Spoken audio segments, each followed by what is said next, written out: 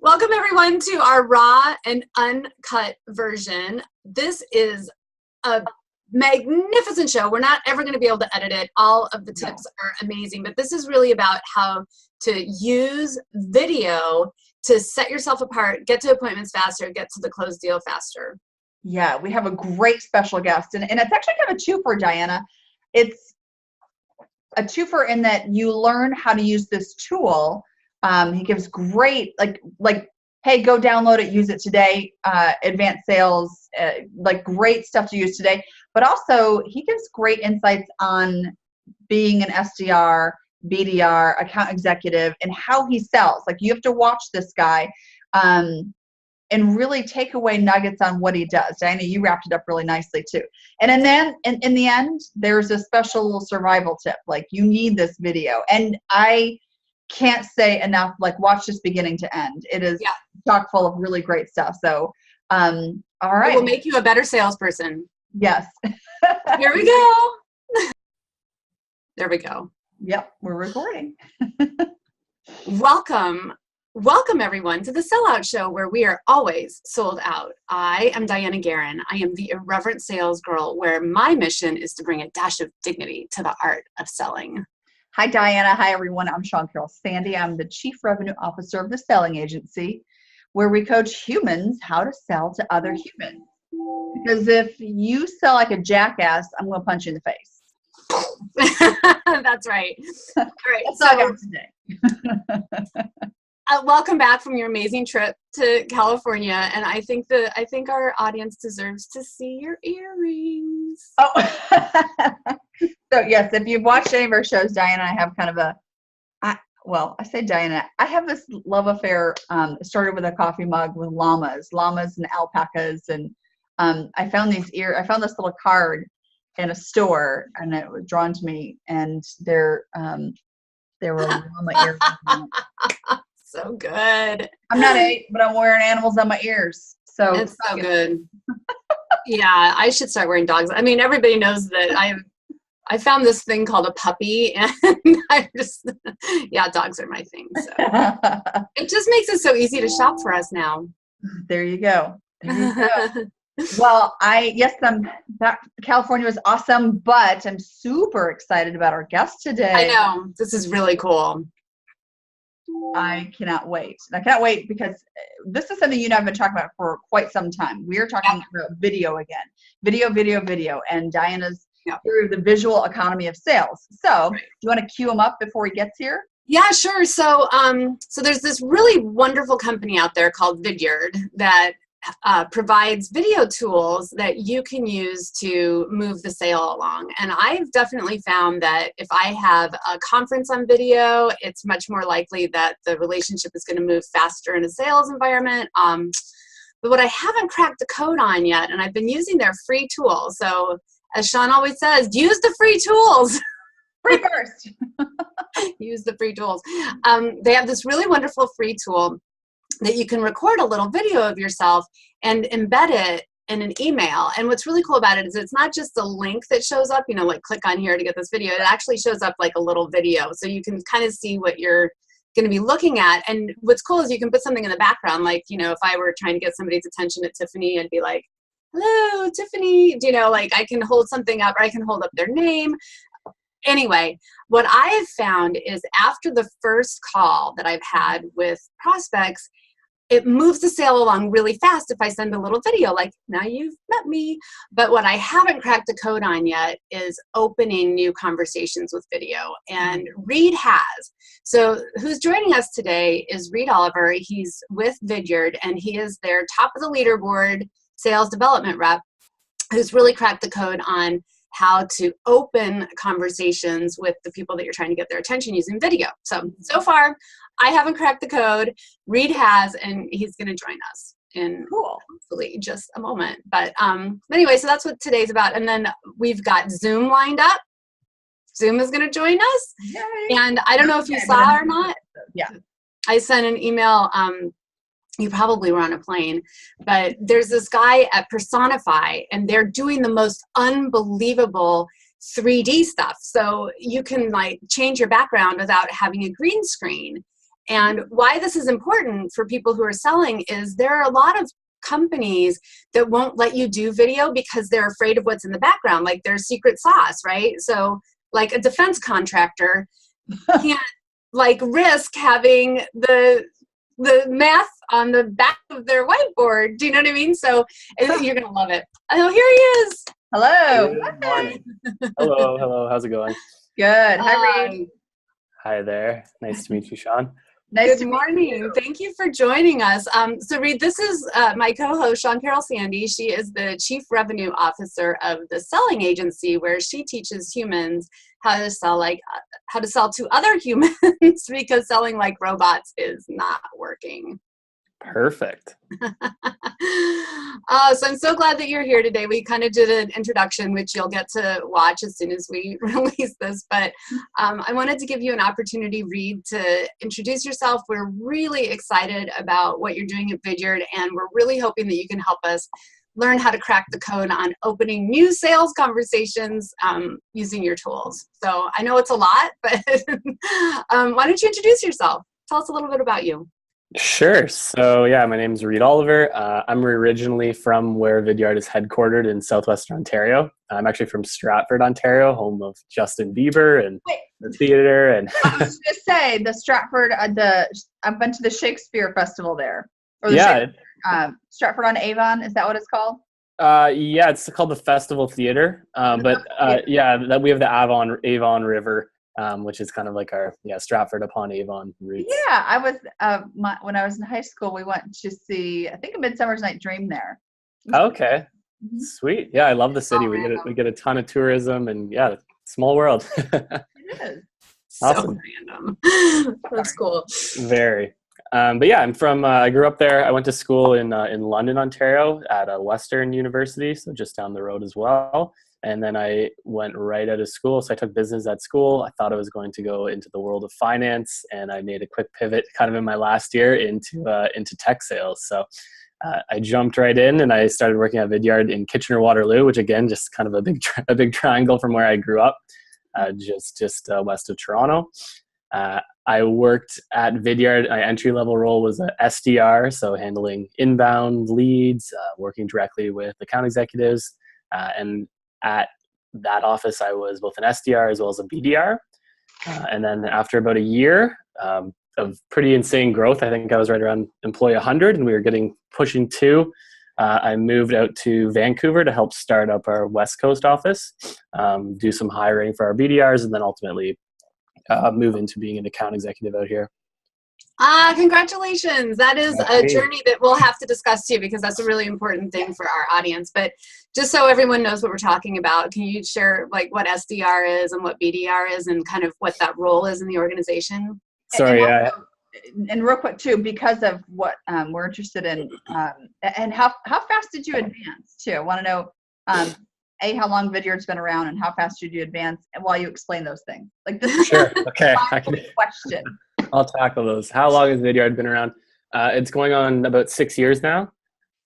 So we started out of Y Combinator in the Silicon Valley Bay Area. Both our founders are Canadian. They wanted to bring everything back to Canada. So that was the roots of our company. Question 2 was explain the SDR, BDR, kind of the tech lingo, and I try to get away from using it as much as I can, but sometimes it's tough. So as SDR in our world, and even we call it one thing, and I'll talk to companies who call it entirely different, or at least it has different rules, but our SDRs are sales development reps who manage all of the inbound leads that our company is producing, predominantly from marketing. So things like webinars, email campaigns. In our case, when we're tracking what people are watching, they are becoming leads, and our concierge team or SDR team is then following up with whatever relevant information they feel is going to book that next meeting. So ultimately, their goal is to create pipeline and ultimately qualify pipeline from what the wonderful folks in marketing give us. So, very good. Yeah. And a BDR? BDR is the flip side of the coin. That is going completely outbound for the most part, having desired target accounts, kind of, as you guys phrase it, the boots on the ground, phone in the hand type deal, where you're really the extreme athletes. I call the business development reps are the extreme athletes of the organization. Absolutely. So yeah, that's That's a neat role. It's definitely challenging at times. I've heard people kind of confirm that it's one of the toughest jobs out there in sales, because it's really needing to find some sort of compelling way to cut through the clutter and get noticed and get your value out there. Far more strategic role, and obviously more rewarding when you are able to bring in net new meetings. But ultimately, it's the same goal as an SDR, just trying to book those meetings for your account executives and ultimately build pipeline. And outline where you started, if you don't mind, Reid, and how quickly you advanced in your. Sure. Sorry, I missed that part. Yeah, so I started as an SDR. I was kind of lucky with the growth that we were going through. So I was only there for about 2.5 to 3 months, and it just happened that we had a need on the BDR side. So yeah, I jumped into that immediately and kind of started off a new segment that we were looking to build out on the BDR side, which was our key accounts and large enterprise.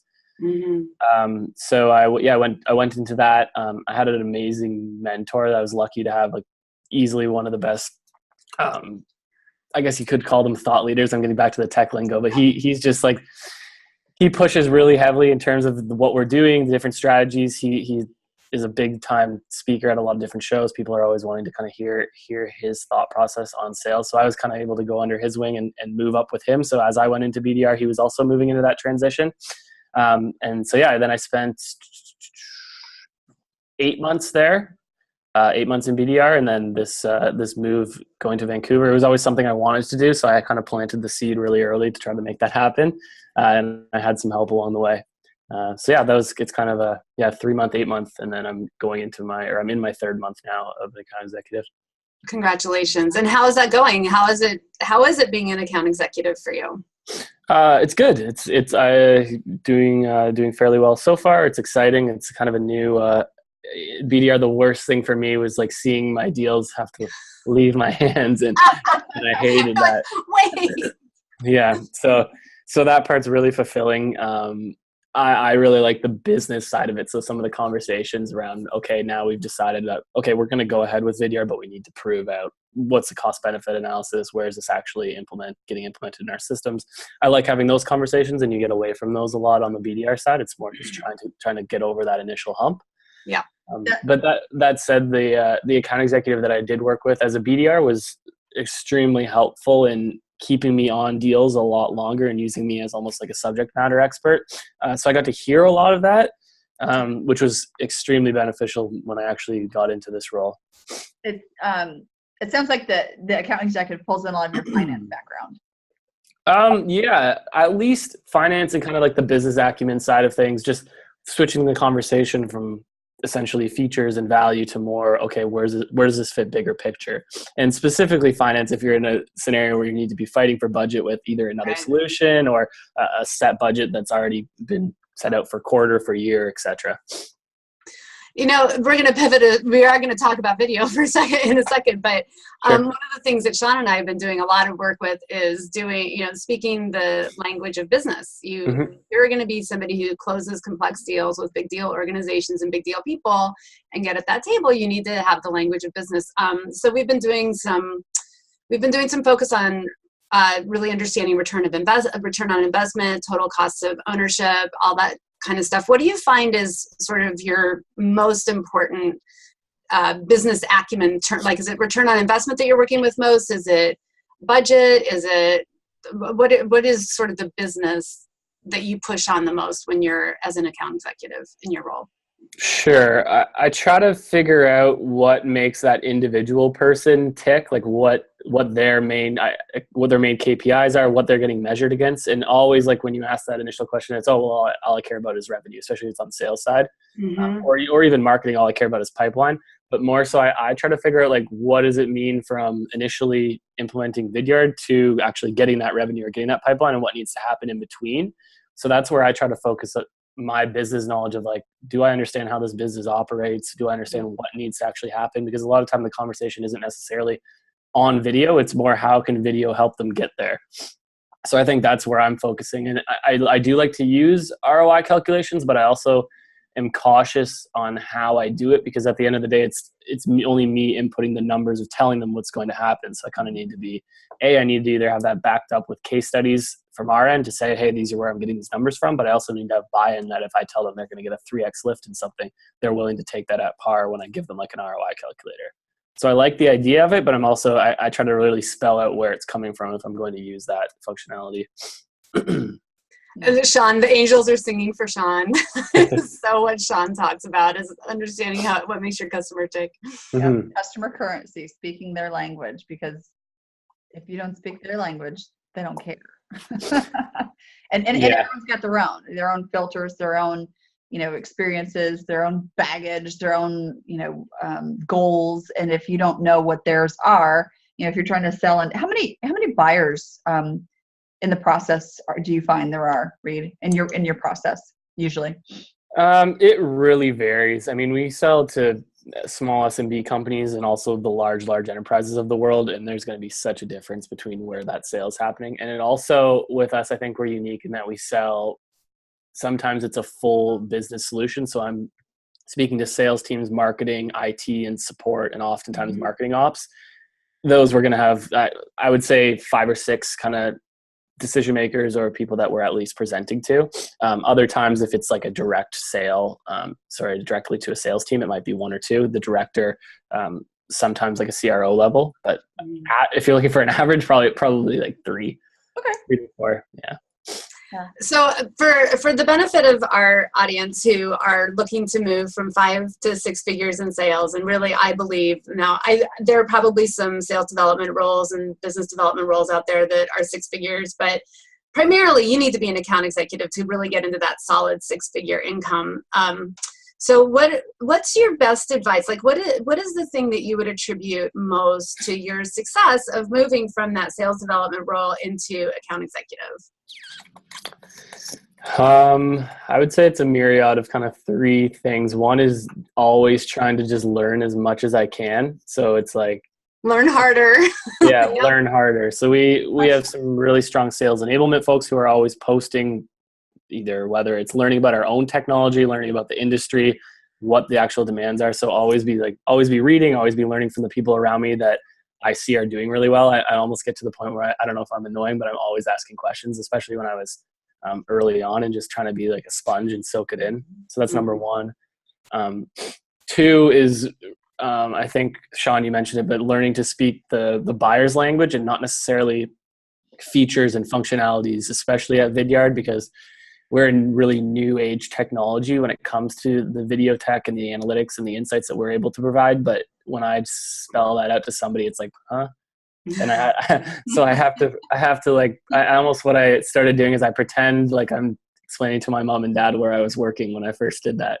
So I bring it back to basics and I say, okay, this is actually what we actually do. And I pretend like they're not even in the same industry, right? And then if I spell it out from the ground and then I kind of bring in their conversation and what they've told me and map it out, then I think it's a lot more effective. So yeah, speaking their language and just making it simple, like back to basics. That was a long-winded 2. And 3? 3 is just really trying to work harder than everybody else. It's kind of at the end of the day, it's still a little bit of it is a numbers game in sales. So whether it's the number of calls you're making, whether it's just the number of opportunities you're creating for yourself, you can be the best, in my opinion, you can be the best salesperson in the world. But if you're not having enough at-bats, your number is still going to be lower than somebody who maybe is converting at a 50% rate, but has multiple more meetings. So yeah. I want everyone to know that we did not set Reid up for this conversation. No, I was just going to say, almost like you had that ready, like you knew we were going to ask or something. Nope. That's great. And you know what I was thinking? So you can tell I got excited when on number 2, because we had another guest, and Dianna helped me with who this was, who said he felt like he could sell a solution to his grandmother. Like, who was that? I'll get it. It was great though. I mean, it was really, he's so in love with his product. It was so good. Anyway, and we'll get it. Yeah. From being in love with his product, but also knowing how to sell it in a compelling way to someone who is not in that industry, functionally embedded in all the jargon and that kind of stuff. So that's Dianna, by the way, that's going to be one of our sessions that we do. It's so good. Yeah. All right, so let's get to the main event here. So,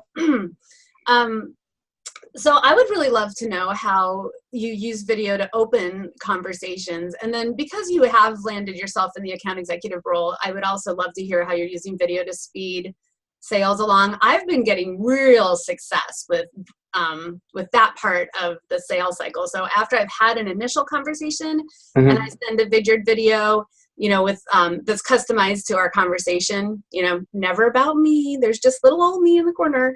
But I have found that I get deals closed a lot faster at full price. I have a very small data set, but I think I've only been ignored once out of, like, you know, 15 of these. So I love video after the first contact, but I am not cracking the code on how to get somebody's attention with video. So can you speak a little bit to how you use that in your sales development role and your business development role? Yeah. Oh, wait. Back up and just, I don't think we've actually explained what Vidyard is. Oh, I'm just jumping way ahead. What is Vidyard? Okay. Well, I mean, that's a good lead into that question, but I think just give us an overview of what Vidyard is. Sure. And I'll even keep it sales specific because, as I mentioned, we kind of have a few different umbrellas. Vidyard on the sales side, we have a tool that allows sales reps to create video, whether they're going outbound prospecting, whether they want to just create video messaging and input it into their email or so different social channels, or if they want to record anything essentially that's on their screen.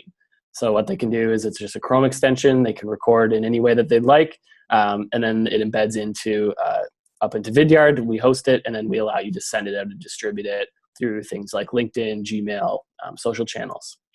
So cool. I love that it's a Chrome extension. Chrome extensions make me so it makes them easy. It makes it easy to use. Absolutely. Absolutely. And that, I mean, that's just before we get into that, I mean, that's a piece of life. And that's what I found with, you know, I'm coaching and training sales teams that they don't have a lot of sales infrastructure in the organizations or SMBs and stuff. And the tools that the owners, managers have supplied there's not a lot of training and a lot of support. And if it's not easy and just like, you know, so clear as to how to use it and how to integrate it with your life, it's not happening. It's a waste of money. So the fact that this is a Chrome extension, I really like that. Yeah, I mean, it's extremely easy to use. I think our product people joked at the start that they had to build it for salespeople to use, and it's so true. Yeah, and we laugh, but it honestly is one of the most important things, especially when we're onboarding new clients with our enterprise version of this. Yeah. The tool itself, when it gets used, it works phenomenally. If it didn't, I wouldn't be here probably. So I'm a huge fan, and I've seen it firsthand, obviously, using it. I'm in a position where not only am I selling it, but I use it every day. So I like that part of it. And the number one hurdle that we have is getting salespeople to actually adopt it and try it out, because it's a different, it's not necessarily revolutionizing or changing the way that they're selling, but it's absolutely adding a new dynamic or a new step. And getting people to do that is very difficult. So I agree that I'm glad that how easy it is in terms of a Chrome extension, but it's still absolutely something that we need to train on and we need to really focus our efforts on, because that's the toughest part. Well, and you know, as Jill Conrath says, you know, you've just always got to be experimenting with stuff, and video is going to be you should watch some of the first episodes of the SellOut Show where didn't always, you know, look as good as it could have, but that's the thing, you know, you just got to start, right? You just got to start. Right. Sure. So what's the difference between your free tools and, like, how does the free tool help somebody, and then what comes along with the version that you purchase? Yeah, so the free tool is actually fairly robust right now. And I should point out, so all these videos that you're sending out as a sales rep, they're also all being tracked even on the free version, and we're telling every individual who watched it, how long they watched for. And the biggest thing for SDR and a BDR, I can tie that back to your initial question, is being able to understand and prioritize where they should be spending time. So reps in our world, especially in tech, where we have templates and sales structures and cadences and sequences and all that jazz, we're sending out video content emails, and oftentimes they are personalized and reps are doing a great job, but it's still very difficult to understand who's actually engaging. Even if you're getting an open metric or a click metric, having the idea of how long actually people are actually watching, and if somebody actually really they just watched a minute 20 video that I sent over, there's a good odds that they're going to want to talk to me. So all of that is on the free version. And it's absolutely important in my mind and imperative that we are able to track that for users. Some of the biggest differences in terms of our actual enterprise functionality is just integrations with the existing technology that they're using. So things like a salesforce.com is really important for managers to be able to understand how video is actually influencing pipeline, how their reps are actually using video, what types of videos are converting best.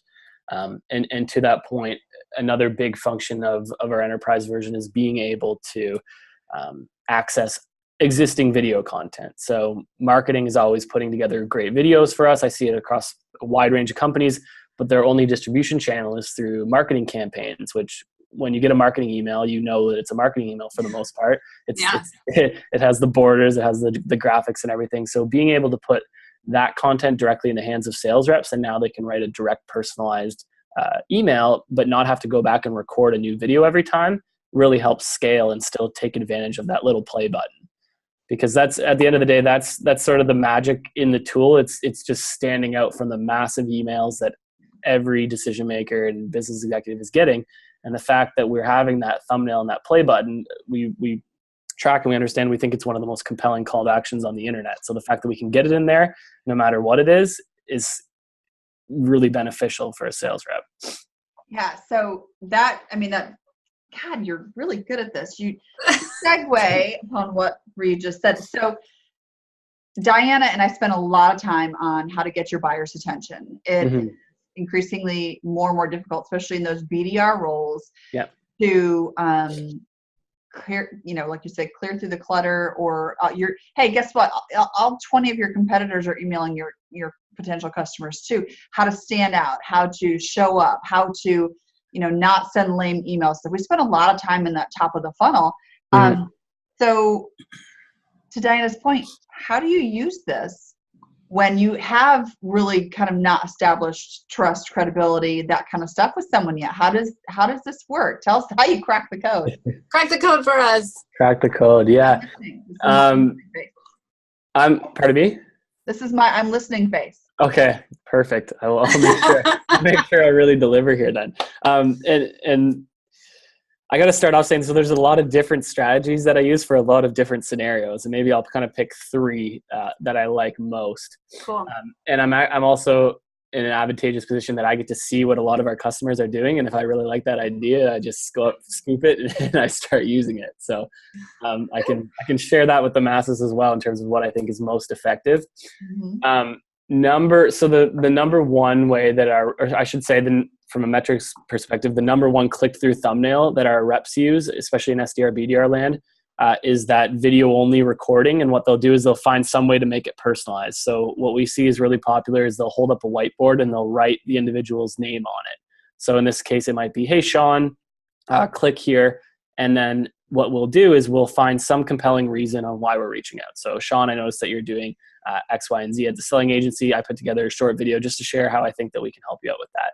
And they'll send that out. They're even now experimenting. You have the capability to make it a GIF. So they'll write the name on the board while it's recording and the video will pop up. That is so cool. Yeah. So some of our one rep has a 50% click-through rate when they send that out, which is phenomenal. I think marketing emails is closer to 3%. I think industry average is around 10 to 15. It's a huge lift. And it's neat, right? I don't think it's something that's going to last forever. If everybody started doing that, it would just be another strategy. But right now, when that lands in your inbox and you see your name and a video, people like video. It's an easy content medium.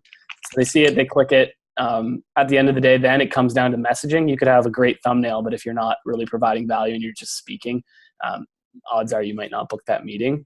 But that's a neat way, and you can absolutely do it with the free version. And we see a lot of success with that. So that's number one. Number two, this is kind of my claim to fame on using this tool. Something that I started doing is instead of the video only, I'm actually a bigger fan of the screen share version of it. So screen recording and I show up in the corner. I start recording on something that's relevant to the prospect. So whether it's an article that they shared, sometimes even their LinkedIn profile, if they're one of those folks that really share a lot about their role, or something that's going to pop out to them. So it's not personalized with the whiteboard, but it's also giving me the opportunity to actually share what's on my screen so I can show and also tell. So again, with the scenario, I'll start, say, Sean, I'm on your LinkedIn and I can see some of the priorities that you have listed on your LinkedIn profile. Or maybe it's a really cool article that you shared. Now that LinkedIn shows us that shared and liked functionality in the profile, those are gravy for me to pick out, recognize that I've done my research, and then have, for example, 1 or 2 tabs loaded up. So my typical sequence is a 60 to 70 second video where it's, hey, I noticed that you did X, Y, and Z while I was doing research. Some of our clients who are also interested in this did this, and I'll just jump to it. And then finally, this is what this could look like for your team. And then I'll have all of that prepared. So it takes me a minute while I'm doing my research to actually get that teed up. And then I just record it. And basically, I'm just showing them the research that I'm doing. But people really appreciate the fact that A, it's not a template, B, it's easy to see, and then C, I kind of showed them why they would want to take a meeting with us. Nice. I love that. Wow. So here's the thing. I do think that you're right, that you're not going to see the same lift as, you know, this kind of thing gets more and more adopted. But I still believe that, you know, giving somebody the opportunity to get a sense of who you are and your thinking process. And I mean, people are going to be watching videos. I think that no matter, you know, even if every single person adopted it, that you would still have to be smart. And it gives your customer an opportunity to really get that better feel for you. And it keeps you from falling into that trap of, you know, my customer is 65% of the way down the buyer's journey before I even get to have anything to say about it. I think this gets you inserted into the mix a little bit earlier. So gimmicky is never going to work forever, but smart, I think, works. Smart is forever. Well, I mean, I still think this is, you know, Dianna and I talk about this, and I have a big, I don't believe in technique or manipulation. I think you can improve your skills. I think this is a tool, and your skill is knowing how to personalize it, knowing what research to use, knowing what to pull out and you know, do that. And so far, number 1 and 2, really what I'm hearing is that highly customized personalization is key for video. Yeah, exactly. And I should clarify, I agree with you, Dianna. When I was referring to kind of whether it would phase out if everybody's doing it, that's just the whiteboard thing. I'm in the same boat as you. I think video itself is going to be the communication medium that all sales reps end up going to be relying on, because it humanizes the whole process. It allows me to be a person and not just an SDR writing templates at my desk and firing them out. So I just need to clarify that part, because the whiteboard can come across. Some people will get the feedback, I'm not sure if that'll resonate with my audience. And I say, oh, absolutely, maybe not, but this likely would. So flip gears. So I agree. I think video is the future of communication. It's just necessarily the different strategies that people are using. People are going to kind of have to continue to adopt with whatever the market is asking. Well, and to our future sponsor, which is just about to happen, because I can feel it, not because there's any evidence, but sales video casts are going to become much more popular than sales podcasts because of that exact same thing. Absolutely. Sponsor us. Well, anyway. Yeah. Just to number 3, and then we can kind of. Yeah, number 3. I want to run through here. Sure. Number 3 is just using existing video content that I've created on my own that I know is going to be relevant to the persona that I'm selling into. So again, I'll use this for kind of my tier 2 prospects. I still think that there's a really good opportunity there. Either I really like the company that they're at, or there's something that I've read that's compelling, but maybe I don't have that article. Maybe it's not in their LinkedIn. So I think, okay, I'm going to use more of a canned video, but maybe put a little bit more work into what I'm actually writing from the text perspective. And what I'll do is I'll pick the persona. I have all my templates built out in terms of text. I have lines that I personalize, but I'll just go grab a short, we call them micro demos. So perfect example, let's say that I noticed that I noticed that a sales team has been growing by X percentage, and I know that they're using Salesforce. I'll send them a 90-second video of how we integrate with Salesforce and what that means to their team. But it's not necessarily personalized that I'm using their name or even their company. It's more so the background that I explained, but it's still video, it's still showing the value, and it allows me to send it out much quicker. Yeah. Do people really, the 60 to 70 second video, because I've been really trying to keep mine at 30 seconds, but people really engage with a 60 to 70 second, don't say that too fast, but they engage with videos that are that long? Yeah, that's kind of a weird time frame that I took, 60 to 70. But yeah, that's kind of what I keep it at. It's for the screen share videos, because there I'm showing more, I'm moving. I don't think it would be as relevant if I just had it on the same tab and just started talking. It's like, why are you showing me the tab? So I try to keep things moving. I try to continue to show really interesting and relevant things. And yeah, I oftentimes do get full view all the way through at that. If it's more of the video only, the selfie style, 30 to 40 seconds is what we recommend. Almost like a voicemail. But just, again, you get to see facial recognition. You get to recognize that it's a person, not just a voicemail. So I have a couple questions. If we could do a absolutely session. What I'm really interested in, especially to sales reps out there, where your company has so generously provided you tools that you're not using, because I coach you. Part of the problem is the training, or the implementation. There's not a lot of stuff. There's just not a lot of adoption. And so how do you make sure that you get people who re-up for Vidyard? How do you make sure that there's adoption? How do you help people learn how to use this? Do you have like video helpers, or is it all tutorials, or how do you do that? Right. It's a fantastic question. It's like one of our top priorities at Vidyard is figuring out the right, I guess, mix of how to make that happen. Because I think, as I mentioned, that's our biggest hurdle is getting that adoption. And we are seeing a lot of success with it in a few ways. The first, and this is kind of something I'm trying to implement, I'm running one of my biggest pilot programs right now. So we have, we're rolling it out in stages. So we have, for example, 5 of the people who we've identified that are going to be early adopters. They're going to crush this. They're really excited about trying it out. And we're going to continue to grow from there. So 5, then 10, then 15, then 20. And we're going to onboard at each step of these teams. And what I think is really effective, and what I do is I lean on managers for this, is I set projects and expectations for, okay, let's try to have this many videos created by the end of the week, and let's do a blitz for an upcoming conference that we have. Within that blitz, we need to have this much content sent out, because it needs to kind of be a top down, let's try this, let's give it a good shot. Because once we have people actually adopting it, we start to see results, and then we get organic growth. And the story that I always tell is, when we first started doing this, especially the whiteboard stuff, I didn't like it. I was like, because when I first went to Vidyard, we didn't even do this. We only did the hosting and the analytics on the marketing side. It was just getting introduced. And I was like, I don't know if that's going to be me. And the person beside me, the guy beside me, his name is Mark. He crushed me for the month. His response rates were like almost 2 times higher, and I couldn't fathom that. I was like staying late. I was working really hard, and then I clicked, and I was like, I just need to do what he's doing. I need to emulate and copy. So I started doing it, and then I started ultimately getting those lifts. So we really try to hone in on those like champions, if you will. And get them getting results, and then have other people start copying it. I love the blitz. I'm taking this one. The blitz. Yeah. That's super important, kind of almost like an immersion and setting expectations. So that's really great.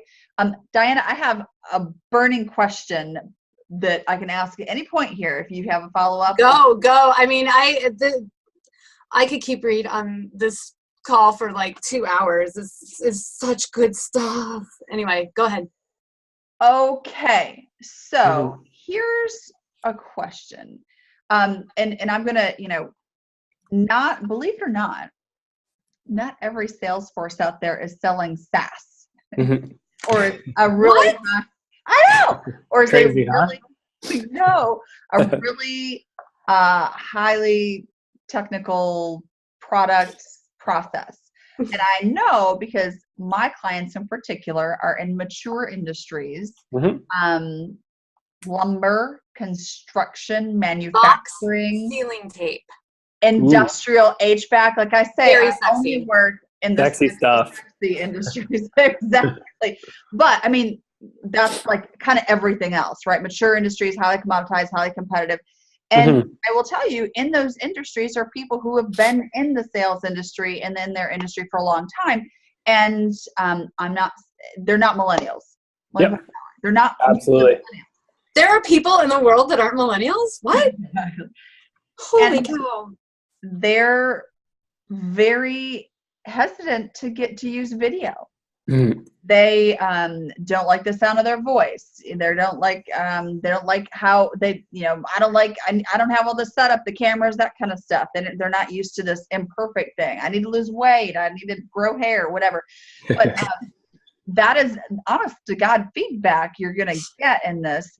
So I can see like this, where you've got this big gap. They haven't spent the last 5, 10, 15, 20 years of their life immersed in digital technology, the internet, that kind of stuff. They didn't grow up with cell phones attached to their faces. So do you, have you seen any divide or split on in more mature workforces? Yeah, great question, Sean. You've nailed kind of the top two that we're focusing on every day here, and an extremely valid question as well.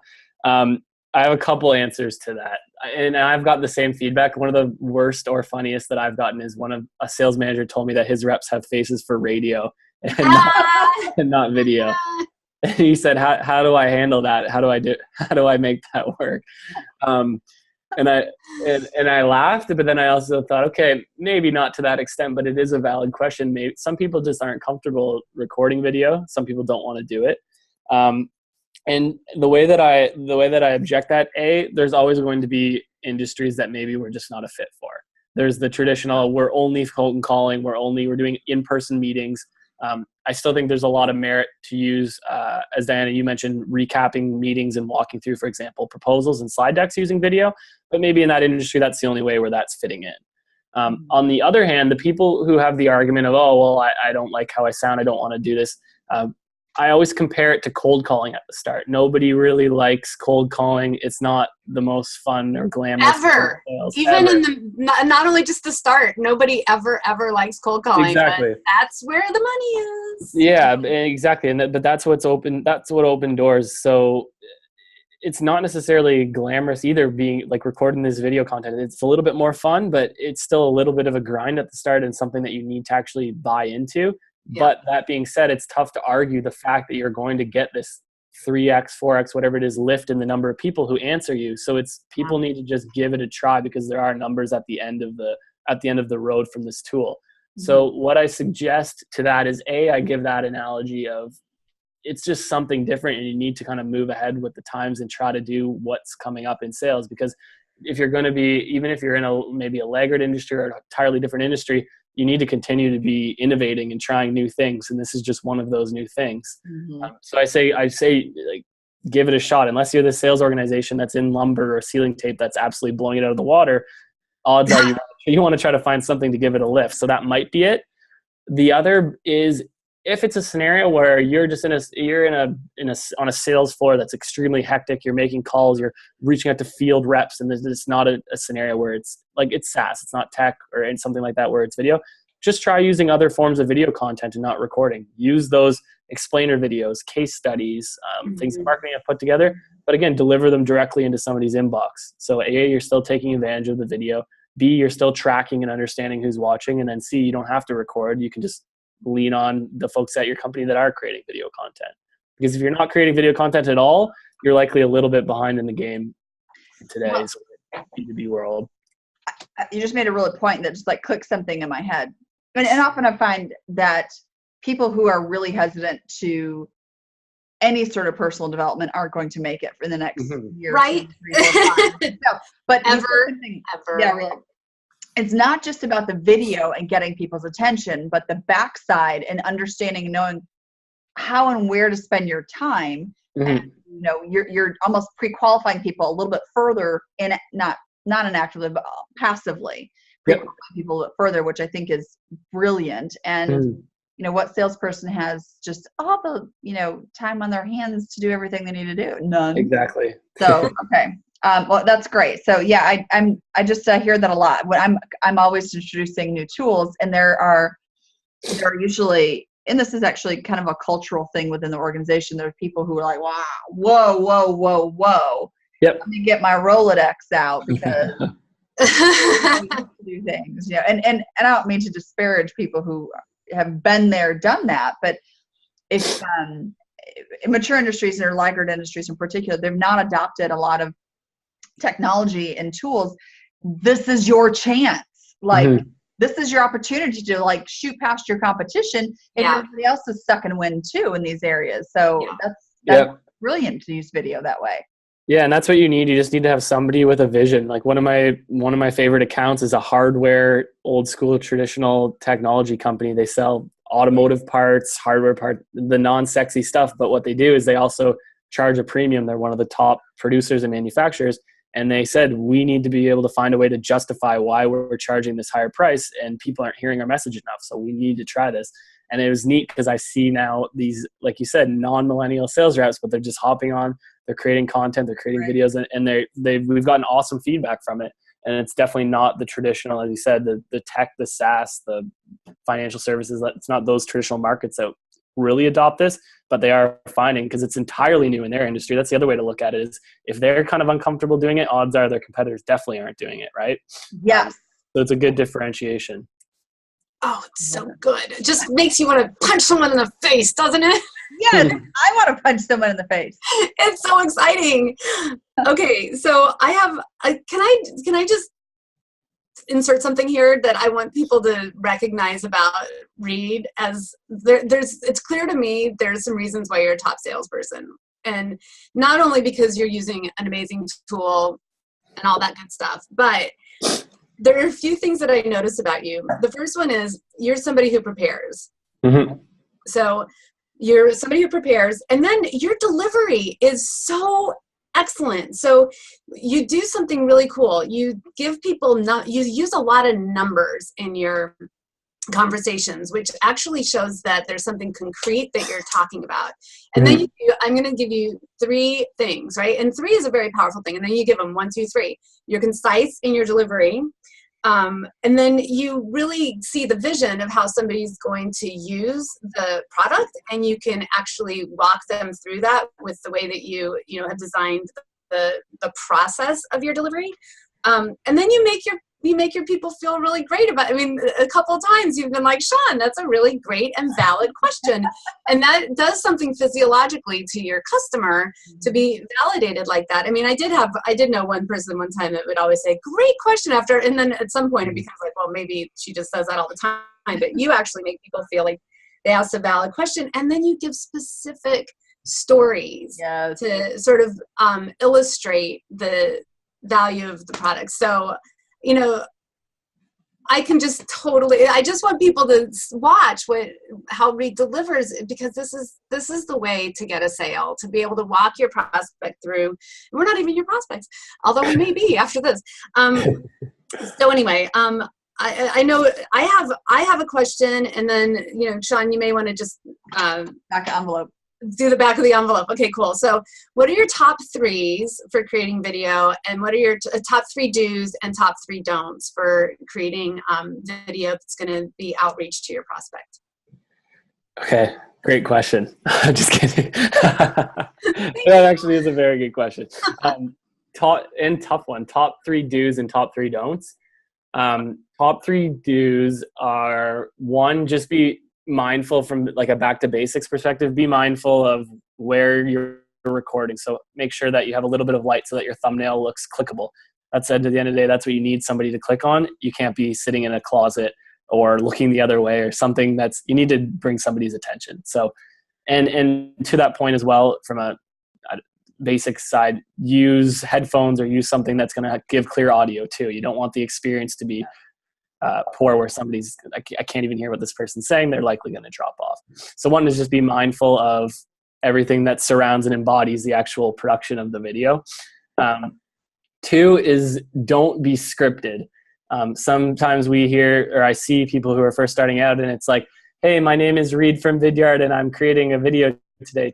And it's good to have a framework and understand, okay, this is what I want to tick off in this 30 or 40 seconds, but people really appreciate the realism that's behind just sending my message out and recording as I go.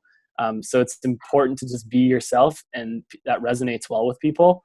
And then the third, which kind of ties into that, is have a plan going in. So am I looking to, like, what's my ask? Am I looking to just inform and educate? And this is kind of like a nurture email where I'm just sending this out and helping you understand where we can help when the timing is right. Am I going in for the ask and saying, hey, look, I've recognized that we can do A, B, and C. I want to speak to you about this because of what I recognized in this video. But having some sort of plan and not just kind of winging it is really important, and also understanding what you want to get out of it.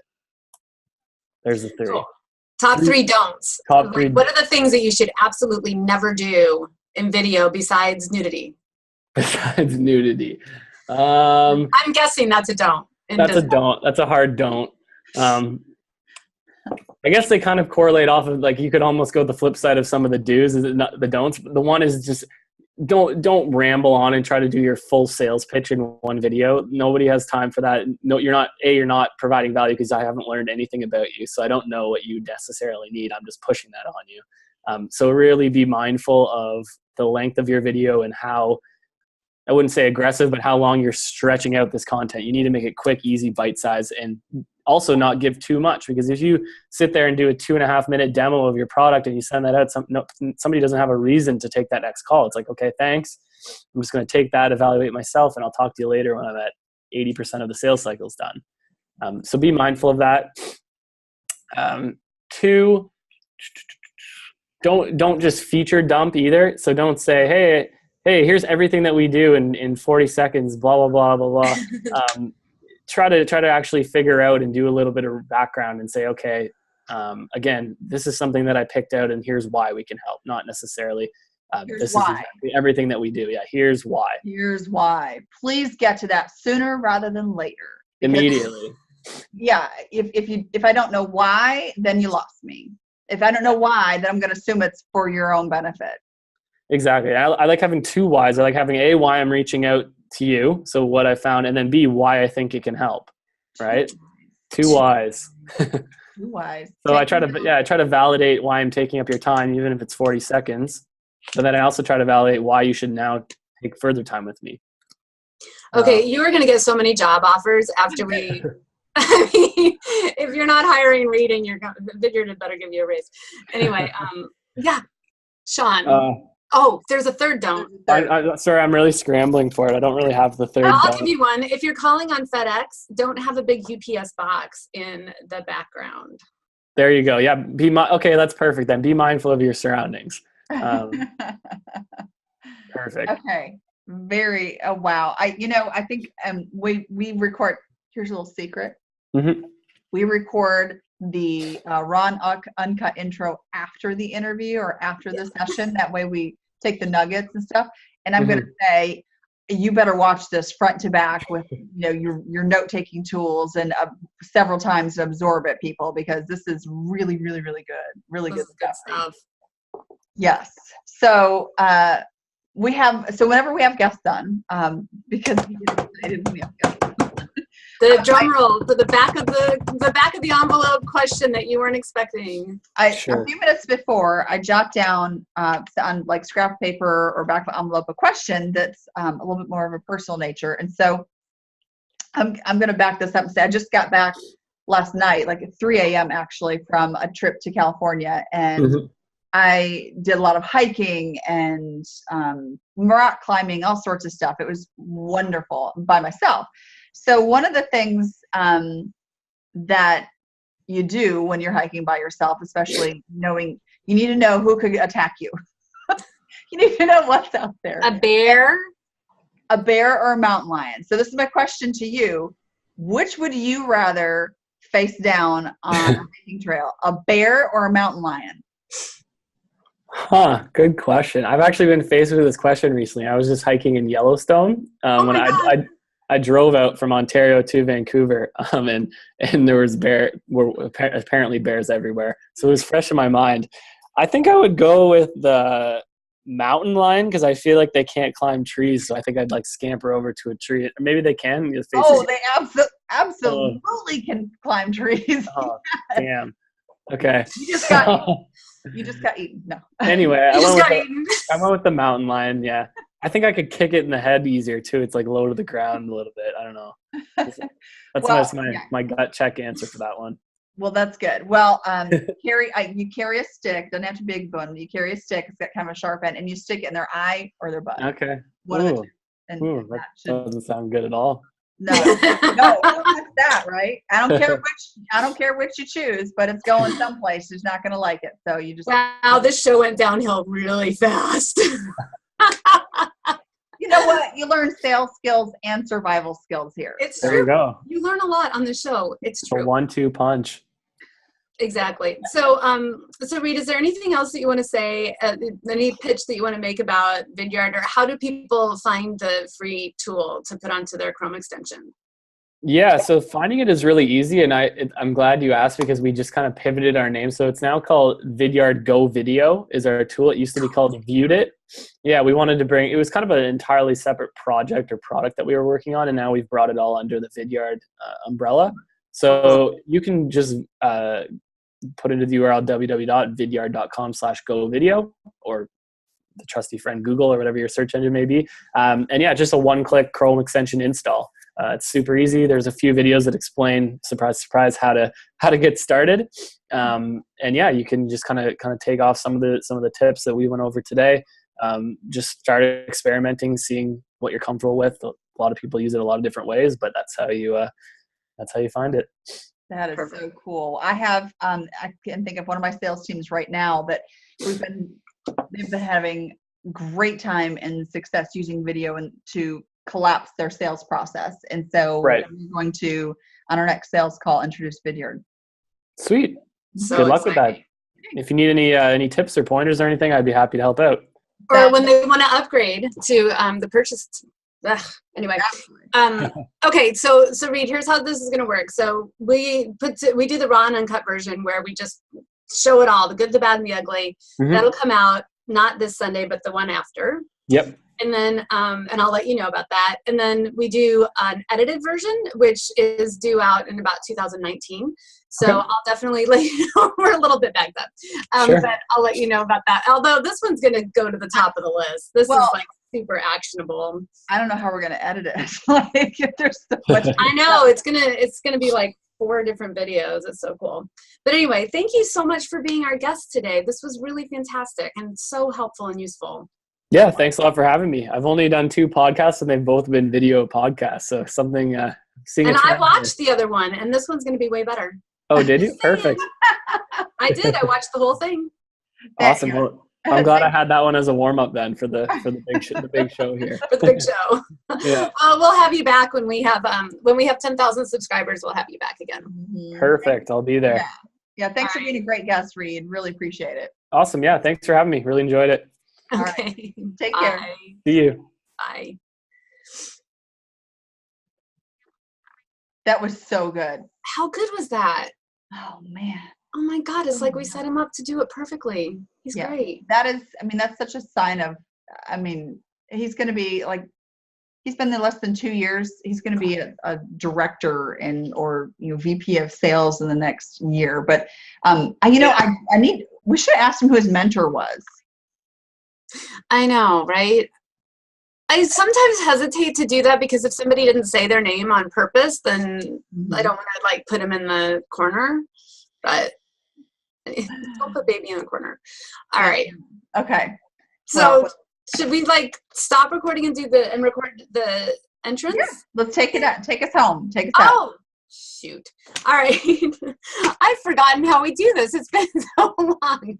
All right. I'll take us out by saying, stop hoping and start selling. That's right.